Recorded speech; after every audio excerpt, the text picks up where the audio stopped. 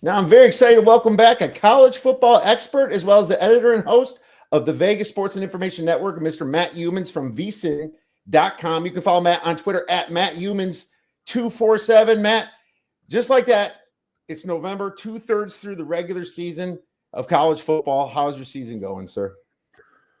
Pretty good, not great. I would say the college part of it's going pretty well.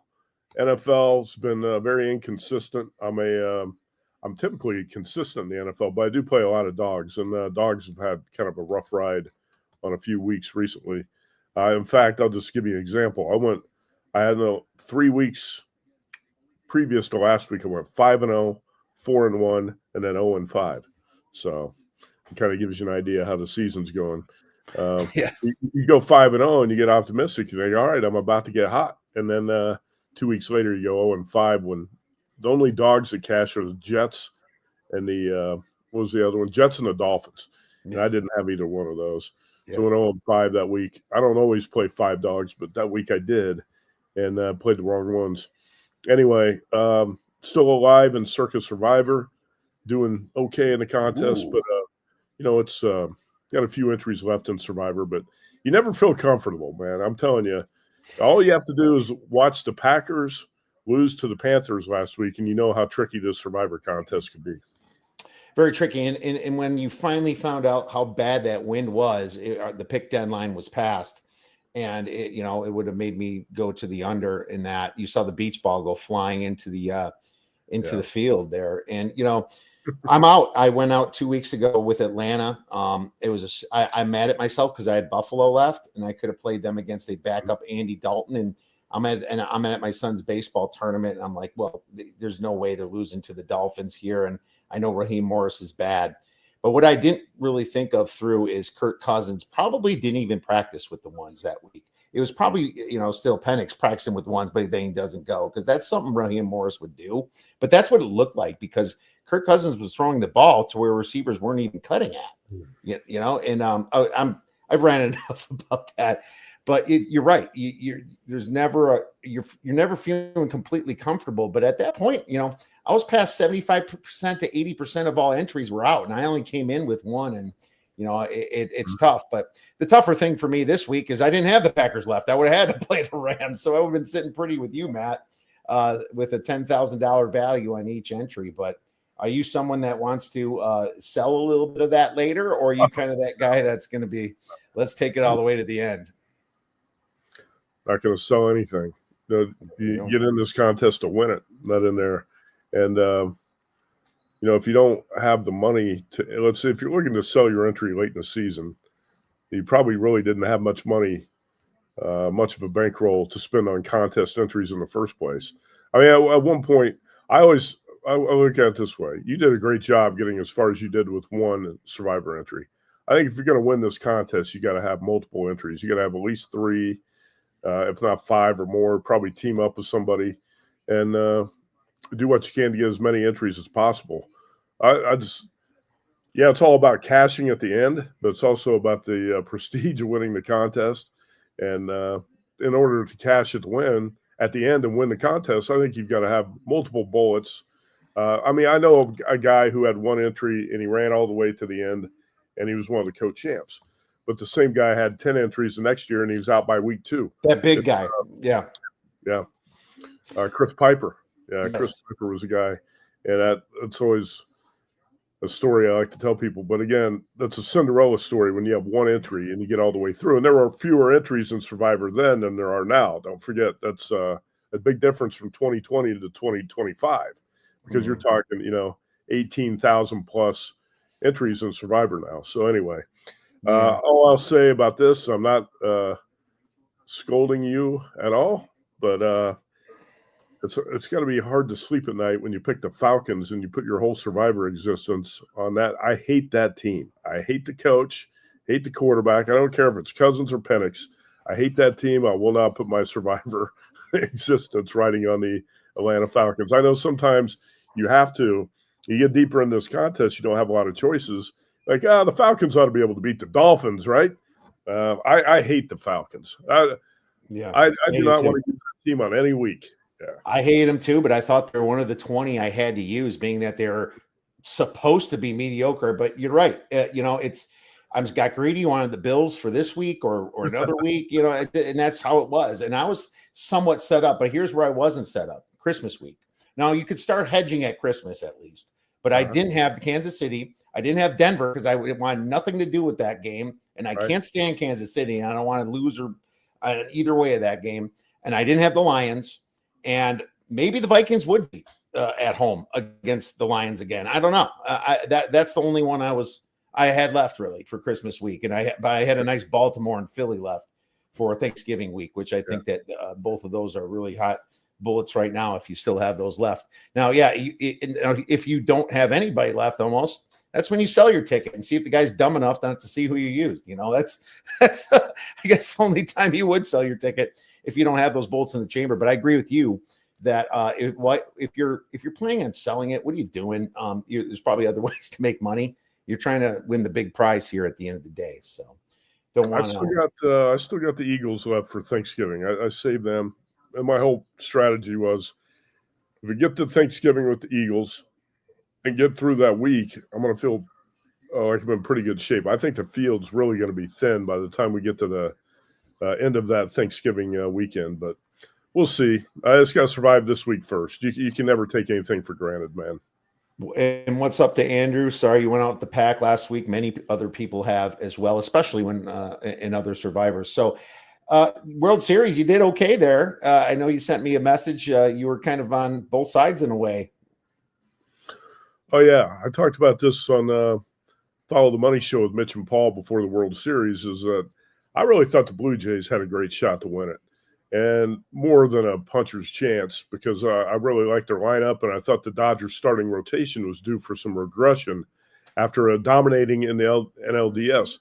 Also, let's be honest, the job of a successful sports bettor is to see through the fan and media hype and find value in numbers. And I just thought the Dodgers were being overhyped by a lot of people. Look, I watch the Dodgers almost every night. We get them on DirecTV here in Vegas, and the replays, are on that Dodgers channel 690 all night. I watch more Dodgers this year than any other team by far. I know how weak that bullpen is. I know how bad Dave Roberts is at handling the bullpen. Dodgers did a very smart thing in the playoffs by using all their starters out in the bullpen as well. So that helped patch up that hole that they had out there. But at the same time, I just felt like they were overhyped. And I'm also a Yankees fan. I've watched the Blue Jays beat the Yankees' ass the entire year. So I know they're legit. So anyway, I put Blue Jays, I bet them at plus 200 at Circa. I drive out to South Point that night, and they're plus 220 at South Point, so I bet it again. But I decided, you know what, I think this is going to be a deep series going 6 or 7. I'm just going to hedge my position a little bit.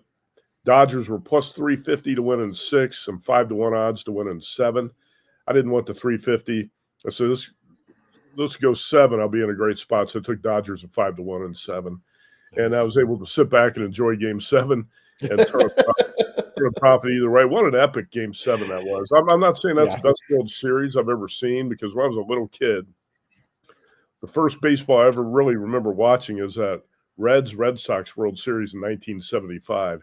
And I know ESPN ranked all the World Series. Somebody did a column on this over the summer, I think, and ranked that one number 1. 1986, I would say the Red Sox Mets. 2001 was a great World Series. 2016 for the Cubs. I mean, there's a bunch of others. I'm not going to say this is the best World Series.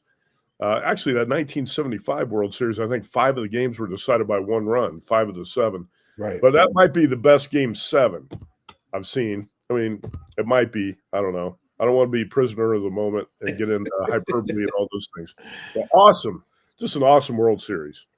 Yeah, the Cubs extra innings won, and Game 7 in Cleveland was pretty awesome to me, being a Cubs fan. And so it's hard for me to say. I was just completely invested in it, even though I didn't have money on it. I enjoyed the hell out of it. It was fun. I had the Utah game on the side on my iPad, so I was making sure I was focusing on the World Series. I was at a friend's house, actually, and they had it on. But that was awesome to watch, and I do agree that was eye candy for anybody that enjoys sports. College basketball season started. I know you're a college basketball man. We love talking to you January, February, obviously March Madness. But have you dabbled in any college basketball yet? And if so, do you have anything for our audience? I've bet several futures. I've been betting futures in college hoops going back to, let's say, April or May. And one of the first ones I bet, I was looking through some of the tickets. I like to bet futures at the window instead of on the app because I hate it when you have a future on your app and every time you log in, you got to see it on there. Yeah. And you log into these apps every day. So I don't want to see that bet every day for 9 months or 10 months when I'm logging in. So I actually bet most times I bet the futures on tickets. So I keep them in a box in my office. Anyway, the first one I bet was Kentucky, and it was I think the very end of April. I got Kentucky, I think at 20-1, 18 or 20-1, something like that. But I'll tell you 3 teams I really like right now. One is Kentucky, one is Michigan. I got Michigan, I think, at 22-1, going back some point in May or June. Kentucky, Michigan, and St. John's was one of the first ones I bet as well. I like those 3 a lot. Kentucky, Michigan, and St. John's. I got all in that 20-1 neighborhood. You can still find very similar numbers to that out there in the market now. Maybe not quite as good, but very close. Those 3 teams are dangerous and well coached. When you look at teams that you want to bet on in terms of futures, you don't want to bet on teams like the Atlanta Falcons that are coached by Raheem Morris. You want to bet on teams that are really well coached. Guys who are, Rick Pitino at St. John's, Dusty May at Michigan, Mark Pope at Kentucky, even Dan Hurley at UConn. I've got a UConn ticket as well. But when it comes to college hoops, I think coaches are the most important. You got to bet on really good coaches, and those teams are stacked with talent. They got the coaching. So I'll give you one team that's kind of a Big Ten guy like me. I'll give you a team that's a real sleeper in the Big Ten. A lot of people are going to say Washington, and I do like Washington, but watch out for Iowa. Ben McCollum, the new coach from Drake, is outstanding. Last year, actually, Drake won a game in an NCAA tournament. Bennett Sturtz, who's a point guard, one of the best point guards in the country, came with McCollum from Drake. Drake had the slowest tempo offense in all of college basketball last season. I watched the Hawkeyes opener last week, and they put up 101 points on Robert Morris. Bennett Sturtz, I think, had 19 and 6, and he's got some talent around him. I think that's going to be a sleeper team to watch in the Big Ten. Okay, Iowa. Well, there you go. And yeah, you do have better numbers. Kentucky 13-1, Michigan 14-1, St. John's 16-1 on DraftKings. I guess the good and bad thing about DraftKings, they don't show your bets. And sometimes when you're trying to find out what the hell cashed or what didn't, you have to go to the app itself because the computer screen doesn't have it, so you can adjust it by when it was paid. It's just the way they like to do things and confuse you. Well, you know what? Two things I'll say about that. One is that we can't use DraftKings in Nevada. So when I bet on DraftKings, I might have to have somebody else like you put in the bet for me, somebody who's in a different state. And the other thing is you got to shop around on futures.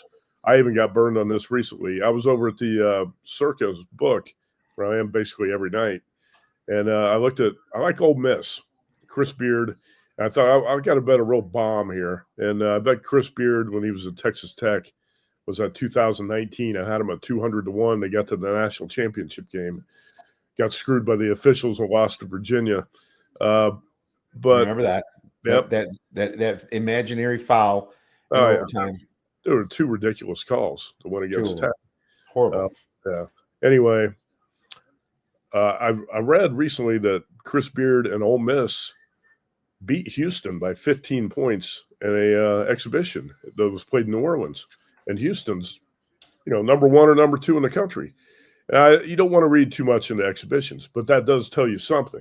That tells you when you can beat the number 1 or number 2 team by 15 points, you got some talent, you got coaching. So I was at Circa, it was 95-1 on Ole Miss. And I went over to the Westgate after work that night. Westgate had 200-1 on Ole Miss. So I took the 200-1. But that's just, you got to shop around a little bit. I also took 300-1 someplace on Notre Dame because I love the backcourt and the coach. And they actually brought in a guy from Northern Arizona. I think Carson Tout. Do you know him? You're down in Arizona.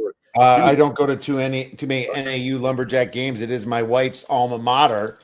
But Yeah. But it is Ask your wife. Ask your wife what she can tell you about Carson Tout. He was probably not much. He was he was the nation's #1 rebounder last year, and he transferred to Notre Dame. Anyway, I like that team, and I grabbed 300 to 1. I was at a different book a couple days later, and I saw 500 to 1 on Notre Dame. So it's just sometimes you get the best numbers, sometimes you don't. But bottom line is, you really got to shop around and look at multiple books on futures. Those numbers you just talked about on those 3 teams of DraftKings, I guarantee you could get better numbers in the market right now than that. Yeah, you gotta definitely shop, and sometimes you're in a position where you have a hunch, and then the team starts winning, and you have to wait for them to lose to sometimes bet them again. But look, you just wait till if you like Kentucky, which I kind of do, I guess wait till they play some bigger teams, and then maybe like they'll drop one or so. I have to look at their schedule, but Kentucky's usually a team that has a pretty rough regular season schedule, non-conference, I should say, almost, right? I think I almost call this preseason, but they got to play Louisville, and Louisville's got a new coach. They got Michigan State and Gonzaga. So, maybe they drop one of those and you can get back to 20 to 1 here. But, when it's this early, I need at least 20 to 1, unless I'm very, very sure about something. Right. So let's get into college football, right? We have a lot to talk about because, well, first, I like to talk about value, and buy low, sell high is a segment that we do to, see if there's somebody we might be fading coming up here. It doesn't have to be this week. Maybe you're something kind of eyeing up. Why don't we go with buy low and sell high? You go first. Okay. If we had done this show a couple weeks ago, I would have told you to sell high on Miami, or a few weeks ago. I was on Louisville against as a 2-touchdown dog at Miami. I've always felt like the Hurricanes are a bit of a fraud. I got a buddy who loves to bet futures. He bets way too many futures. And he was fired up about Miami after Hurricanes blew out South Florida. Best team in the country. I got to get some futures on Miami. I said, look, don't bet any futures on Miami. I said, Cristobal and Carson Beck are going to find a way to F this up, okay? And he didn't trust me, and he went out and fired on the Hurricanes and see what happens. I don't even think they're going to make the playoffs now. But anyway, that after I lost to SMU over the weekend. I'm not always right, but I did not want any part of that Miami team. That was a team I felt like was really overhyped because of the coach and the quarterback. I'm going to sell high, somewhat high at this point on Virginia. I think most people, if you bet college football, this team's a bit of a fraud. Virginia's best win was at Louisville. In that game, Jeff Brom, who's much better as a dog than he is as a favorite, Louisville gave up a fumble return for a touchdown and a pick six. And Virginia won that game in overtime 30-27. Virginia's won 3 games in overtime against Florida State, Louisville, and North Carolina. Virginia beat Washington State by 2 and then needed a pick six to cover in the final minute at Cal last weekend. I think this Virginia team's a bit of a fraud, and I guess I would qualify as my sell high at this point. That's a team I'm definitely looking to fade. I don't know how high Virginia is right now. Like I said, I think most college football bettors know this team is not as good as its record, which is what, 8-1 right now? Yeah, and the one loss doesn't count as an ACC loss against NC State because it was preseason type situation. So they're undefeated in the ACC with the red carpet to the ACC championship game. But what? They're 6.5-point favorites against Wake Forest. I'm still thinking about betting Wake Forest, but the market kind of sniffed that out too a little bit. But I still think it should be a lower spread. So maybe you're right here, and they're still a sell high team. Well, yeah, I don't know if I'm going to play this. Probably not going to play this Wake game. I just say this too: stick to your strengths as a handicapper. I know a lot of times people say you bet numbers, not teams. I disagree with that. I think you bet a combination of numbers and teams. If you don't know anything about the teams, if you know nothing about the teams, how do you know if the number's good? And then unless you're a guy who just sits there and looks at the screen all day and just bets numbers, but most people don't do that. So combination of betting numbers and teams, and I'm not that great at handicapping the ACC on a weekly basis. In fact, I hate the ACC. Football, basketball, that's one of my weakest areas. I always So stick to your strengths, and the strengths for me are more like the Big 10, Big 12, Mountain West. Used to be the Pac-12, even though it does not exist anymore, SEC. But the ACC's never been a hot spot for me, so probably not going to play that game this week, even though I did play North Carolina last Friday night, and I'm a little bit hesitant to say this, but you can see some improvement in the Tar Heels recently. And if you're going to tell me to buy low, that's a team I would have talked about a couple of weeks ago before they went out to Cal and lost that game and fumbled at the half-yard line. That's what cost them the game there. But I'll give you a buy low team. Most people hate this team because they don't have a sexy offense and they win ugly. But let's go with the Iowa Hawkeyes again. I just mentioned Iowa basketball. How about buy low on Iowa football? And let's do it before the Oregon game. I'm trying to find Kiev, I'm looking right now. I don't know if there's a 7 out there on the screen. I know there was briefly a 7 on this Oregon-Iowa game. I see 6.5 at the Westgate. Let me look at my screen here. 6.5 at DraftKings. I don't see a 7 out there. I'm hoping to get a 7 on Iowa before the weekend. If you go back to September 27th, the Hawkeyes had Indiana on the ropes, and they let the Hoosiers off the hook. That was a classic Kirk Ferentz game where all Iowa needed was one more first down. They had 2nd and 4. And if you get one more first down, you're in field goal range. You can run the clock down, kick a field goal, win the game. And you could see Kurt Signetti sweating on the other sideline. He was sweating. He knew that they were up against it. What did Iowa do on 2nd and 3rd down? Ran the ball right up the middle for no gain, and then attempted a field goal and missed it. And then Indiana gets the winning score and wins that 20-15. But this Iowa team's legit. I know most people don't like it because, like you said, it's not a sexy offense or anything like that. You got Mark Gronowski at quarterback, and in the Penn State game a couple weeks ago, he passed for 68 yards, right?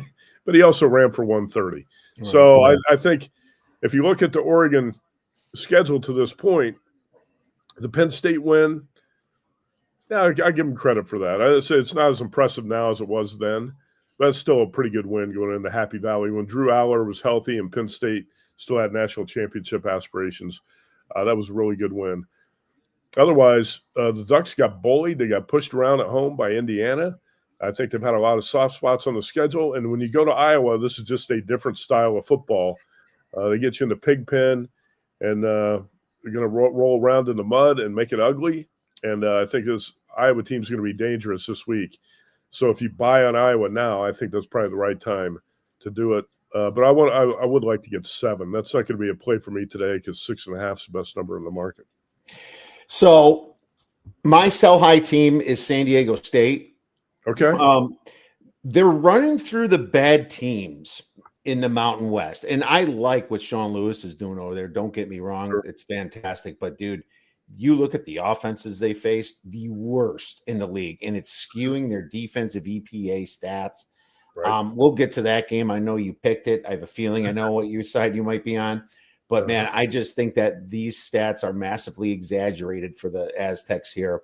And I do like the Aztecs. They've won some money for me, but we'll get to that game coming up. So I'm going to sell high on San Diego State. I don't have a buy low in this case, but we agree a lot of times. I'm not sure if I agree with this game with you against Oregon because, and I took 5.5. All right. So I laid it with 5.5 with Oregon. But I just feel like you almost said it yourself with the coach there and Ferentz running right up the middle. I think that game was just Indiana's real first road game, you know, and they got through it, and maybe they shouldn't have got through it. But every game, even Georgia should have lost maybe to Auburn. You know, there's not every great team doesn't have any hiccups, and I feel like that might have been Indiana's hiccups. But when you look at the Ducks, they have just a massive net yards per play advantage at plus 3.31 and Iowa 1.14. And that is very solid. But I just look at the coaching difference here, and I really think that Kirk Ferentz is going to be outcoached against a pissed off Danny Lanning that's not getting talked about now. Everyone's forgetting Oregon. Right. Oregon is not where they were last week. I think this could be a scary situation where it wouldn't shock me if there is margin in double digits on this game when you have the Ducks coming in 14th in defensive success rate. I don't see how Iowa's going to score against this team. They're 108. See, here's the problem with Iowa: 118th in offensive passing success rate. If they get behind, they're not a good team coming from behind. They're a lot better at the lead. So, I mean, my handicap disagrees. I rarely disagree with you, man, but I like Oregon at -6, but I also need a 6. It's starting to creep back up to 7. So I think if you get to, I think it will get 7. I think some indicators are saying that. And then in that case, it's a stay off for me. I don't blame you. I mean, as I said, Iowa's a tough sell. People don't like the Hawkeyes. They're ugly. I'm not a big fan either. But I got a feeling this is going to be a tougher game for the Ducks than a lot of people think. And I love Dan Lanning. I think he's a rising coaching star. And it's one of those contrasting styles matchups where Oregon's got speed all over the field and the Hawkeyes really don't. That's why they want to make it a mud wrestling match. But I wouldn't shock me if Oregon rolls in there and wins. You asked me for a buy low, and that's all I could come up with. I at this point, I feel like most of the buy low and sell high teams have bypassed us at this point in the season. There's not too many secrets left, I don't think, at this point. I didn't even have one. I didn't even have a buy low. So you're right. It's tough to find a buy low. But, yeah, you're right. I think if they ugly the game up, absolutely, this is a live dog here. And I'm a dog better at heart. It's just one of those situations where I'm going to look at myself in the mirror. If Oregon, I could have got a 5.5 with Oregon against a kind of that meddling Big Ten team, in this situation. So I'm going to pay to see if I'm right or wrong. But that's just my thoughts on this one. But you're looking at another game here with Indiana. Indiana's just attractive either to bet on them or bet against them every week. But here they are laying over 2 touchdowns. It's 15.5, right? And I think that's kind of consensus. It's kind of in nowhere land between the 14 and the 17. And they're hosting a big name in Penn State who has been kind of disrespected, but they still have something to play for. They still can get to a bowl game. I don't know. I didn't bet this game. I've been staring at it. I'm waiting for the market to make a decision. But Matt, where are you at on this game? Well, Penn State's actually the home dog here. So when was the last time Penn State was getting 15.5 at home? I was going to have to call Andy Isco or Bruce Marshall or somebody who's got those point spread logs to go way back. I can't remember the last time Penn State was this big of a home dog. I mean, I can't either. We had to go back before Joe Paterno? I don't know. I know Paterno had a couple of lean years towards the end, but I don't remember Penn State being a dog like this. Anyway, that point aside, I feel like the point spreads are getting inflated on Indiana. And I'll tell you this for sure, this is the last time this season I'm going to look to bet against Indiana because I think this Hoosiers team can win the whole thing. And unfortunately, I'm not going to get the same value against Ohio State that I was talking about a month ago. I told Tim Murray, my co-host on VSiN Primetime, about a month ago, I said, look, if DraftKings or these books are going to put up a 10 on Ohio State against Indiana, I'm taking that 10 all day long because that was a look-ahead number at DraftKings. Now it's going to be down to like 3.5 or 4. You're not going to get much with the Hoosiers at this point. I think everybody realizes this team's legitimate. And Cignetti, to me, is almost like the new Nick Saban. He was on, for those who don't know, he was on Nick Saban's original staff at Alabama as a recruiting coordinator and assistant coach. And he reminds me a lot, the way he talks, the way he coaches, reminds me a lot of Saban. And the guy's cutthroat. The Hoosiers are blowing out all these teams. But it's a little bit different when you're going into Happy Valley as a 15-point favorite. We just talked about Hoosiers getting a scare in Iowa City. Penn State still got, high talent level on that roster. And I think that Ethan Grunkemeyer, the quarterback, who has not been very good since he took over for Drew Aller, will probably have a chance to play his best game here because he's had a couple starts now. He's at home. He's going to be a little bit more comfortable. And you got Katron Allen and Nicholas Singleton in that backfield. You got a pretty good offensive line in front of you. And you're going to have 105,000 fans there at Penn State who are going to give this team a chance, I think, to rally as a home dog. Just a big number to cover, man. If Yeah. if you put this at 10, I might not take it, but I saw the 15.5, I had to take Penn State. And I just don't think Indiana's going to roll out there and win by 30 or 40 every week. There's got to be one more speed bump out there in the Big Ten. I think this is it. Double check the screen right now. Looks like the 15.5s have disappeared. When I emailed you this morning, there was 15.5. Now it's 14.5. There's still 15 at Circa, so we'll still call it 15. Okay. But I'll take 50. There's 15 at Circa in the Westgate Superbook and Will Hill. So I'll take 15. Bet 365 is 15. Okay. There's still Bet 99. They're still hanging out there, and you're right. Circa and Caesars is that. So you're good to call it 15 in my book.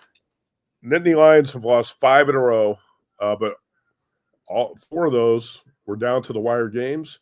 And the 5th one last week at Ohio State, they were down 17-14 at halftime, and right in the game, obviously lost control of the wheel in the second half. But I'll take 15 with Penn State. I'm not going to look to bet against Kirk Cignetti after this. I'm probably going to be on the Hoosiers, taking points, 3.5 or whatever I can get with Indiana in the Big Ten championship game. And absolutely, my numbers do not come up to 15 on this. I think I have Penn State losing by 13 points here, and they're lucky it's not a whiteout game. I think that would definitely even make me more attracted to that. So I'm with you. I think I might have a little something on Penn State, at least in the first half, kind of see if Indiana comes off a little groggy. If you remember last year, Indiana kind of slowed down after that Michigan second half. Yeah, Michigan kind of came back, and then they just kind of just chopped their way through until they finally played a terrible Purdue team.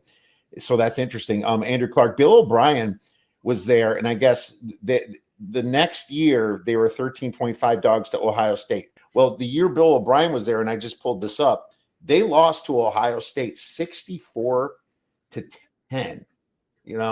So that was Bill O'Brien's probably a death blow that year back in 2013. No, that's a good point. Actually, Bill O'Brien did a pretty good job of stabilizing that program. I kind of forgot. I remember how chaotic it was at Penn State after the Jerry Sandusky fallout and the Paterno statue coming down and the whole program kind of falling apart there for a couple of years. So, that's true. Yeah, it was really bad then, and he kind of did stabilize it, but he didn't do good enough. And then they brought in James Franklin, of course. So the rest is history. I'm with you. There's still a lot of talent on this Penn State team, and they're going to take offense to it. They just played Ohio State tough last week. Ohio State got some bounces their way, let's say, but this is probably a great spot to get on a home dog like Penn State. So I'm with you on that one. Let's move into the next game. We have Kansas versus Arizona. I picked this one. Arizona's minus 4.5, total 56.5. This is an underrated game in the desert, in my opinion. There's a lot of people that saw the Wildcats blow the doors off the Buffaloes last weekend. And I was on the wrong side there, Matt. I thought that, Colorado would be embarrassed enough and, try to put up a little bit of fight. Well, the truth is that everyone says that they've completely given up, and maybe they have a little bit. But I also saw some fight, and the players just get schooled by the Arizona Wildcats and Fafita. I feel like this is kind of like the Cats from 2 or 3 years ago with T-Mac, kind of coming back a little bit. There's a lot of talent on this team. And the Jayhawks had some opportunities this year, but every time the Jayhawks stepped up in class, they lose by double digits every single time.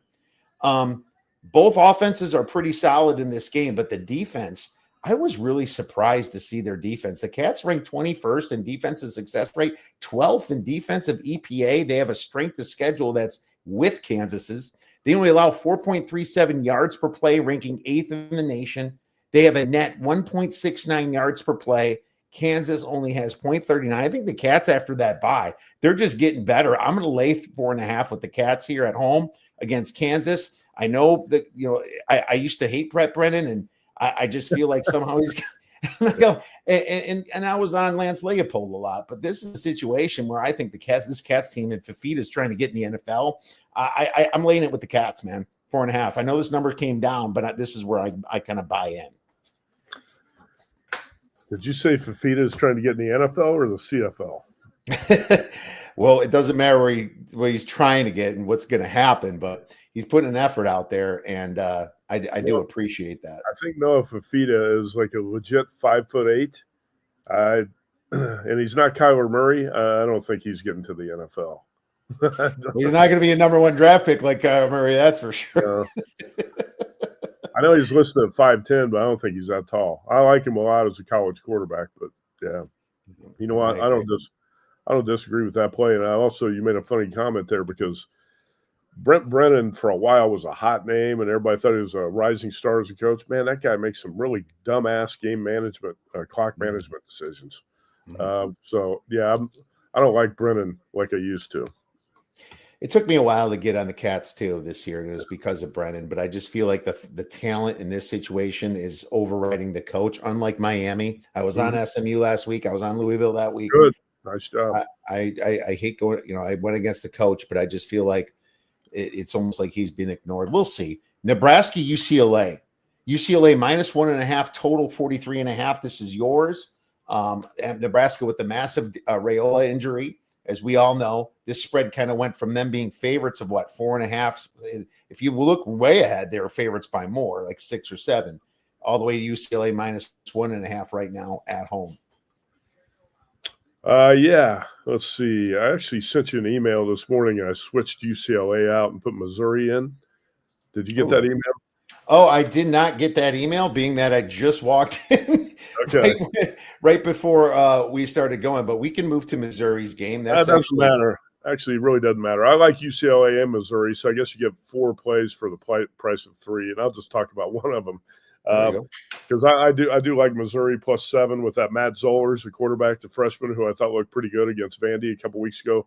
Missouri off the bye as a 7-point home dog to Texas A&M, but UCLA is also off the bye after a blowout loss at Indiana. I think this is a pretty good scheduling spot here for the Bruins, and they're going up against a Nebraska team that lost Dylan Raiola, the quarterback, against USC.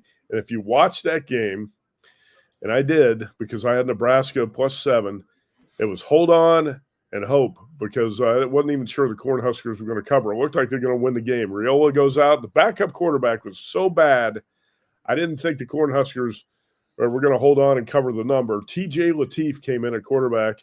He was 5 for 7 for 7 yards. They could not get a first down. Everything is a screen pass because he can't throw the ball downfield. Now, Emmett Johnson is a stud workhorse running back for Nebraska, but hey, if you're the UCLA defensive coordinator, you're going to load up. You're going to have a loaded box against the run because you know TJ Lateef can't beat you with the pass.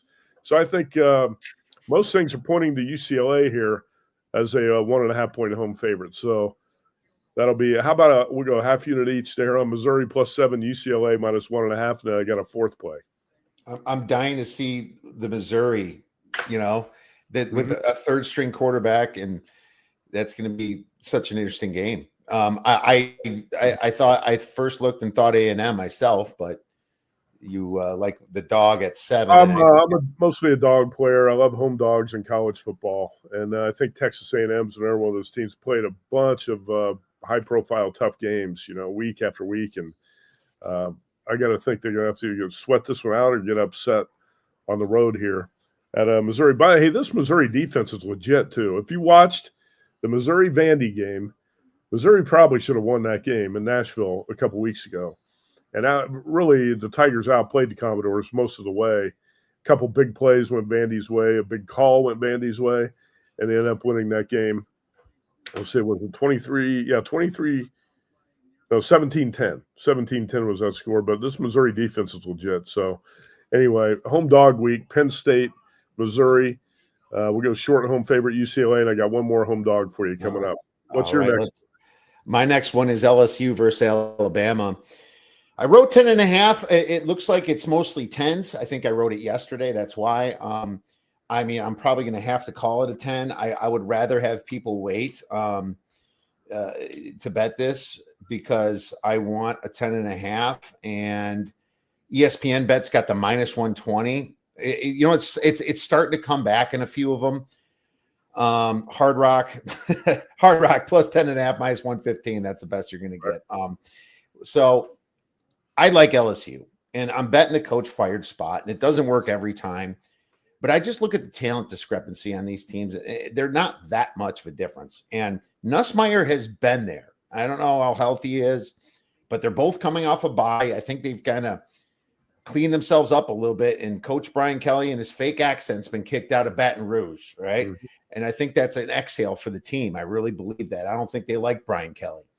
I feel that Alabama's been fortunate, man. Lots of shenanigans in that Tennessee and South Carolina games. You know what's funny? You look at the strength of schedule. They're both top 6. One's 4 and one's 6 on Sagarin. And then the net yards per play, LSU's at 0.55. Alabama's only at 0.8. This is not that much of a difference to me. And, you know, Alabama has not been all impressive to me.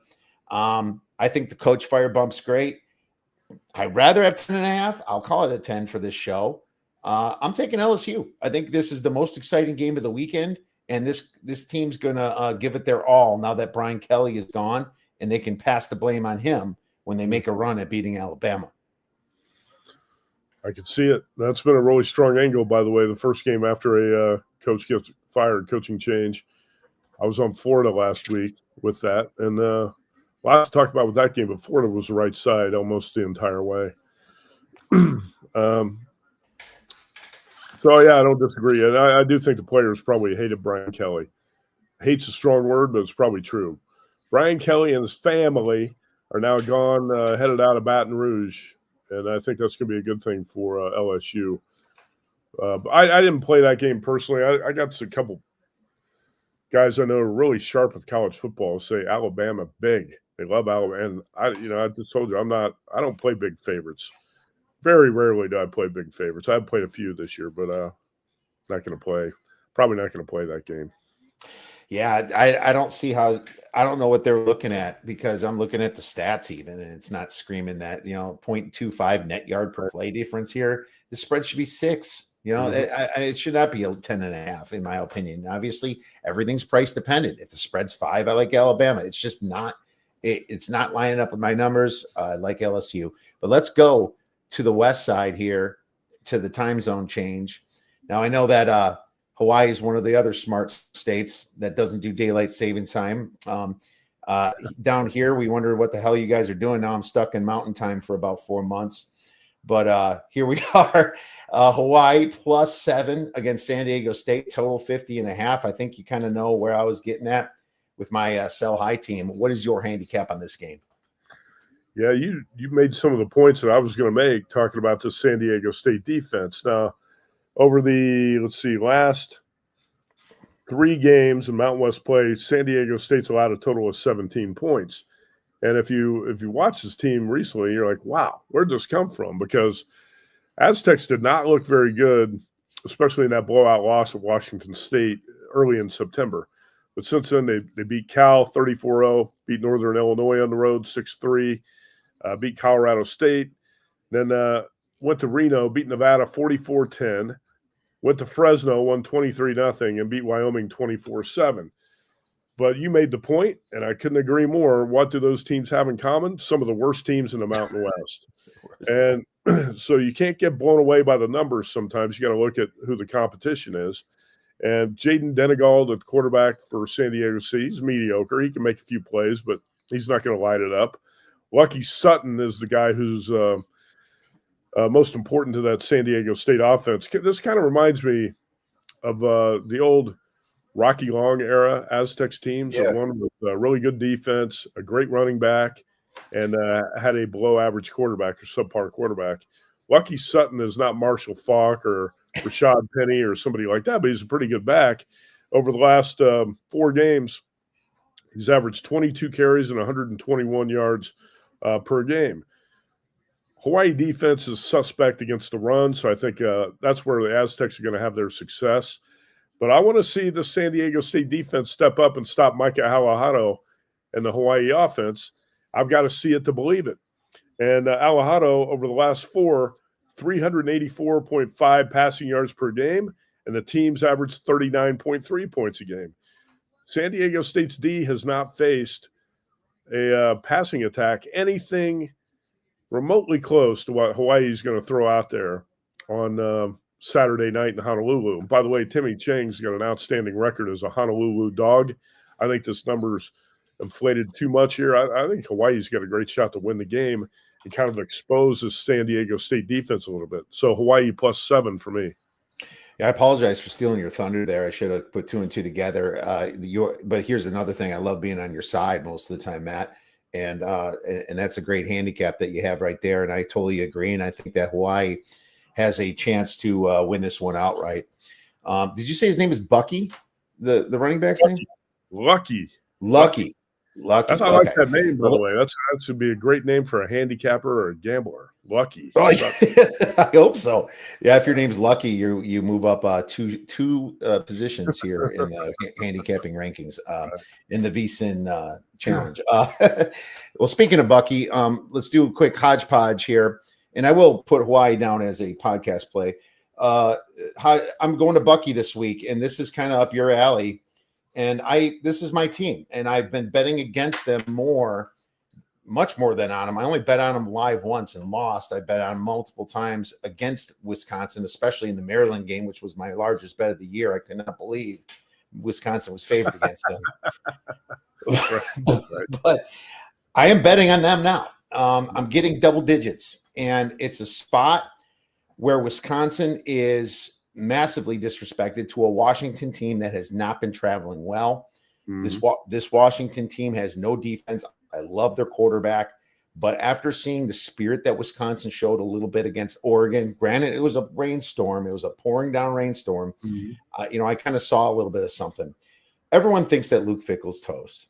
Everyone thinks he's going to get fired. Well, Matt, show me a book where I can bet the no on that, because I read what Chris McIntosh, athletic director, said in his note to boosters. And he said to stick with the process on this. And there's a $28 million buyout, and we don't have Adidas or anybody in Wisconsin coming to shell out that kind of money. And the fact that McIntosh wrote it and the way he wrote it tells me that Fickell is not going to get fired. And as a matter of fact, you're probably going to see Fickell next year in August in Camp Randall Stadium. And it's a tough thing for a Badger fan to think of, but that's just the truth of the matter, no matter what way we want it or not. But because of that, this team has to play. They have to show up. They know they're still auditioning for next year. And this Washington team has been absolute hot garbage, traveling 2 time zones, just like USC, just like many of the other old Pac-12 teams. This is too big of a spread in a game that's going to be cold, in a game that might be a little bit windy, and a Wisconsin defense that's finally showing some life. I'm taking the dog at double digits. Plus 11.5 is what I got. Well, I can tell you, I've got a sheet here of all my potential plays for the week for college football. I got about 20 sides on it, and I got Wisconsin written down as a potential. I have not played it yet, but it's definitely a potential play for me too. I don't know what's going to happen with Luke Fickell, but the reason McIntosh wrote that letter, he's got 25 million reasons to write it. If if they had a small buyout, they would buy him out and he would be gone. But I think what McIntosh is forced to do here is say, all right, got to get in a new offensive coordinator. We're going to overhaul this whole thing. You got to do what Indiana did last year. And when it happened, I couldn't believe it. I said, how did Indiana get Fernando Mendoza? I thought that was a top quarterback on the transfer market, right up there with John Mateer, who went to Oklahoma. How did Indiana get Mendoza? Well, back in the day, Wisconsin would have got a guy like that. I don't know how that slips under the radar, and Wisconsin ends up with Danny O'Neill and the quarterbacks that Wisconsin brought in. You're not going to win with those guys. How do you let Indiana get Mendoza? So the balance of power shifted. Indiana's paying, getting a better quarterback, and Wisconsin's sitting up there getting scrap parts at quarterback, and that's why you sit at the bottom of the Big Ten standings. It's crazy, but that's the way college football is now. Give Kurt Cignetti credit. I couldn't believe he pulled that off and got Fernando Mendoza. Wisconsin's sitting around bringing in garbage quarterbacks and not bringing in Russell Wilson anymore. That's for sure. So I thought you're right. Wisconsin, I thought, showed some fight in that game in Oregon, and I think they'll show some fight here. So maybe you'll talk me into that play, because I have been considering the Badgers here. Yeah, and you might get Billy Edwards this week. We don't know what the hell's going on there. It could be something internal. I don't know. Even if you got, hey, I don't want to interrupt you here, but even if you got Billy Edwards healthy, why did you go for Billy Edwards and Danny O'Neill when you could have had Fernando Mendoza? Trust me, that is one of my frustrations. As a matter of fact, if you read my post on our fan site that I created years ago on a group, I said, why not go for a coach like Sean Lewis, who played for the Badgers, up-and-coming guy that's not expensive, still a young enough offensive mind, and then buy a quarterback like a Sorsby or Bagley from James Madison. Mm-hmm. Pay for those two things and then build your next around that. Don't get an expensive like Kelly or Franklin or anything like that. Forget those guys. Right. Get the new up-and-coming guy. And I feel like what's funny about Kirk Cinetti, he's older, but he feels like he's younger the way he's kind of approaching things. And it irks me to this day, but I'm on Bucky. Another hodgepodge game. TCU's up to 7 now. I liked it when it was under that. Iowa State's they showed nothing last week. And how the hell do you get beat by Jeff Sims? The dude runs all over. That was embarrassing. I had line value on that game too because I knew that Levitt was out before it was announced. That one pissed me off. I think TCU's probably a little too high at 7 now, but I did lay it when it was at a better number.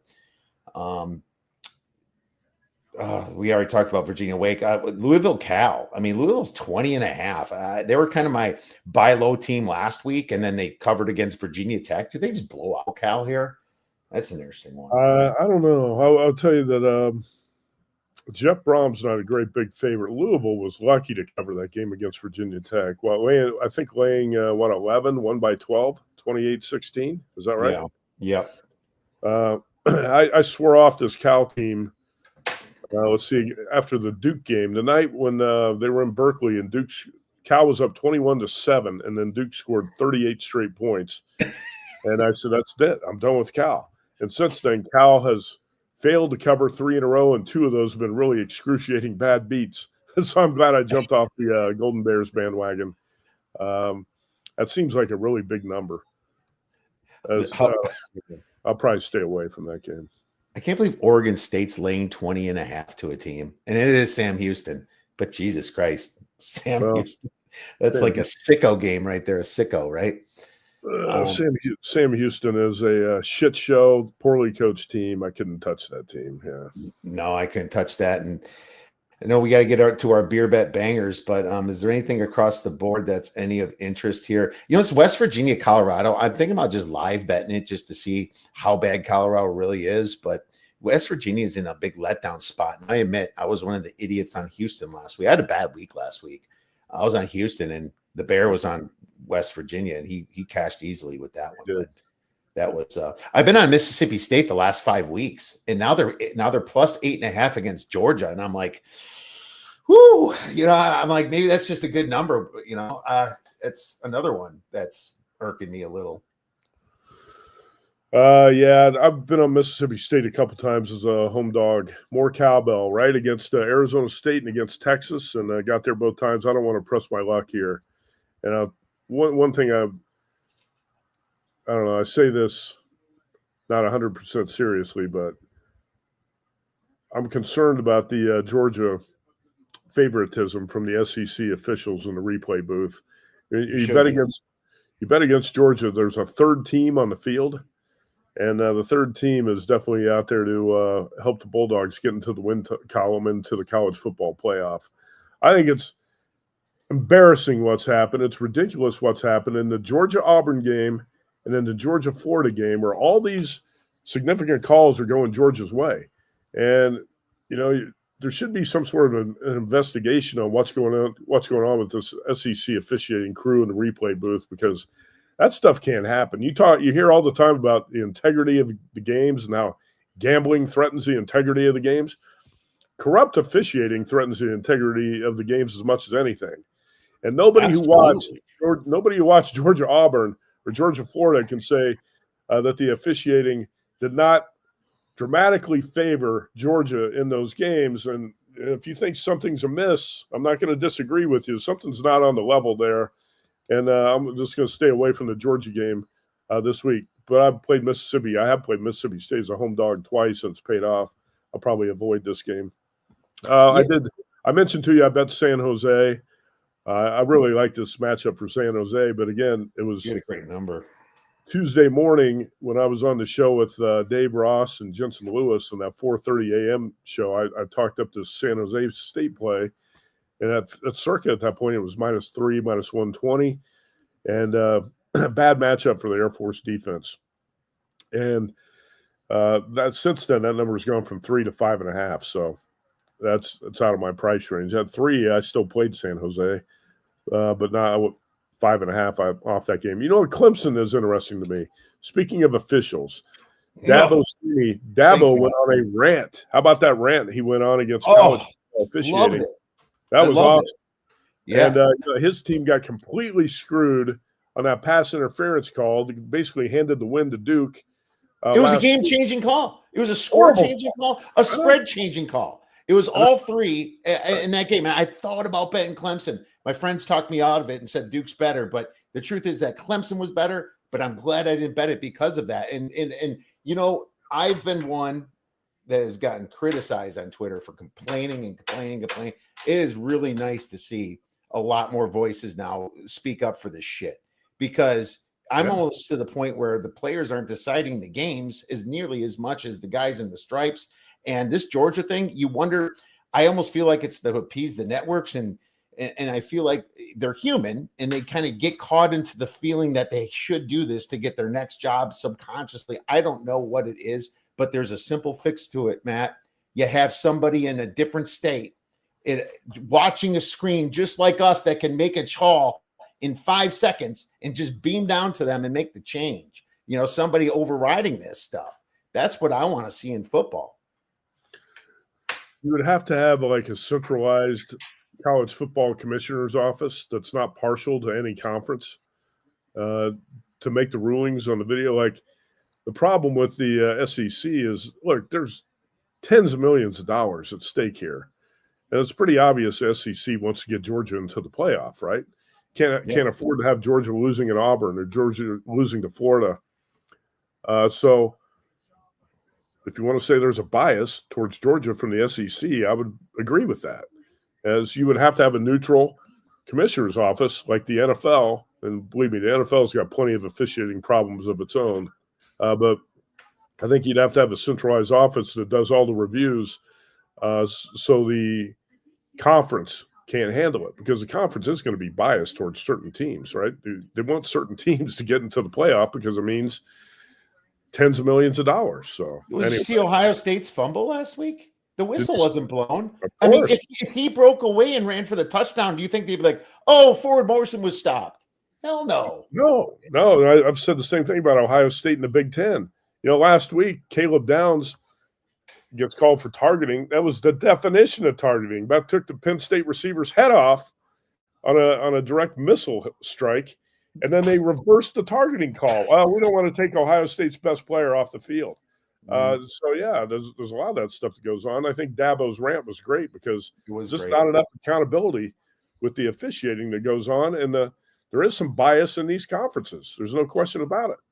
And in the NFL has their problems because they decide they're picking and choosing stuff to do. There's some serious issues there. And if the NFL owners were actually football guys, they're mostly oil tycoons and stuff like that, and actually had any brains, they would actually see it, but they can't even understand it because, you know, they're less of fans of their own team than most of the fans are of their team. So it's just a bad situation. I'm glad we ranted about it. I think it needs to be brought up, and thank God for big personalities like Dabo, because that's what's going to take, being able to face a fine, being not scared of it, being able to stand up. You know, the Bears sent me a tweet today. He texted it to me on the old Ohio State quarterback talking about it, Dabo, and retweeting it, saying this is absolutely insane and it's got to stop. So I absolutely agree, and I'm glad it's being more forefront now. You wonder if there could be an investigation, but I guess I don't know. What's the government care, right? You know, I say lack of institutional control. If you're like Enron or something and you see this crap going on, you know, they're a publicly traded company. Well, people bet on this stuff. It's a market. You know, there's a massive lack of institutional control here, and that's what they need to be, you know, come down on. All right, rant over. I was going to say we're going to go down a rabbit hole here because I'm not going to do it, but FBI, the government, cares more about poker games and NBA props and busting, grandstanding and making big busts and grandstanding. Imagine if people cared that much about corrupt politicians. Imagine. Imagine that. We'll end it at that. But here's a beer bet banger. And I got one that is a lot similar to your World Series bet, Matt. Before Indiana went to Oregon, and I was on Indiana that game, I bet on a beer bet banger here. I forgot who the guest was. Mendoza 14-1 to win the Heisman. Nice. Like it. I wish it was a bigger than a beer bet banger, but anyways, 14-1. But here's the deal. I believe that Ohio State, Indiana Big Ten championship game is for the Heisman Trophy itself. And I'm going to now bet saying the only thing I can get is plus 175, but I'm actually doing that as my beer bet just so I can do the same thing as you, kick back, not have a side in that game, not have to worry about what the refs are doing to my bet. I'm just going to have either Sand and Heisman winning, and it's going to be a bigger bet on Sand because I have 14-1 on Mendoza, or if Mendoza wins, I think one of these two are going to be the Heisman. So that's my beer bet banger. Well, that's a smart hedge because, and Ty, it's a 3-horse race. Ty Simpson's got a shot too, but so I'm going with, since I've not been on with you for a while, I've talked about this. Fernando Mendoza to win the Heisman, and plus 240 is still out there at DraftKings. Nice. That's still a pretty good number on a guy I think should be the favorite and who's going to win it. Right now, if you compare the numbers of the 3 quarterbacks in the race, Mendoza, Simpson, and Sand, very comparable numbers across the board for all 3. Passing yards about the same. Touchdowns, interceptions, relatively the same. One difference is that Mendoza has 220 rushing yards and 4 touchdowns. Simpson's barely run at all, 2 rushing TDs. Sand does not run at all. He's got no rushing TDs. Mendoza's basically got the best numbers, I think, across the board. He's got 29 total touchdowns. Simpson has 22. Sand has 23. Mendoza is going to be playing for a 12-0 team in the Big Ten title game. Now, if the Hoosiers slip up against Penn State this weekend, we're shot on this. But again, I don't think that's going to happen. And also, I believe Kurt Cignetti is going to have Mendoza run up huge numbers against Purdue in the last game. That Purdue pass defense stinks, and I think he's going to run up some big numbers in that last game to try to help him get the Heisman, put him over the top. The Big Ten title game could be for the Heisman. But again, I think Ohio State's – well, I don't think. I know Ohio State's winning more because of its defense than it is because of Julian Sand. And I agree. You have 2 freshman quarterbacks here, and Ty Simpson and Sand, and you got a veteran quarterback in Mendoza.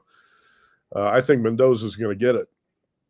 He's going to have a big game against Purdue to finish it, and in a Big Ten championship game, who knows? Ohio State might win that game, but it might be because of Ohio State's defense, not because of Sand outplaying Mendoza.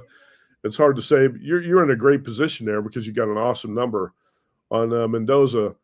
But I would still take the 240, and I have bet this, and I think he's going to win it. I think he's got the best numbers now, and I believe Mendoza is going to win the Heisman. Well, I'm with you completely. And saying number 1 in QBR, Mendoza number 3, and that's just the QBR stat. If you look at yards and things like that, really favors Mendoza. If you look at Ty Simpson, he's only 12th down there, so it would take a dramatic finish for him to be mentioned. Gunnar Stockton kind of hanging out there. But yeah, I just, like you said, I like Mendoza better, but I'm doing this as a hedge with Julian Sand right here. So thank you for that. I forgot to mention Andrew Clark's also said SEC refs did not like Hugh Freeze. I think that was very true when you saw a little bit of that Georgia game as well. That's awesome stuff. We always go long, Matt. Really appreciate your insights. Could you let our listeners know where they can get your wonderful information in place? Well, we got a lot of people at the network who are really good, worth following. VSIN.com, VSIN.com is our website, our VSIN Live on Twitter, which is 24/7 TV, radio, betting network. So you can find us all over the place, YouTube TV, Sirius XM radio. And we got to get you on to talk college football very soon. All right. Well, I look forward to it, and always available. And Bobby, only Hugh's mama likes you. That might be true. And it also might be true for Brian Kelly. So once again, Matt, we'll be tweeting. Thanks again. Okay, you bet. Thanks.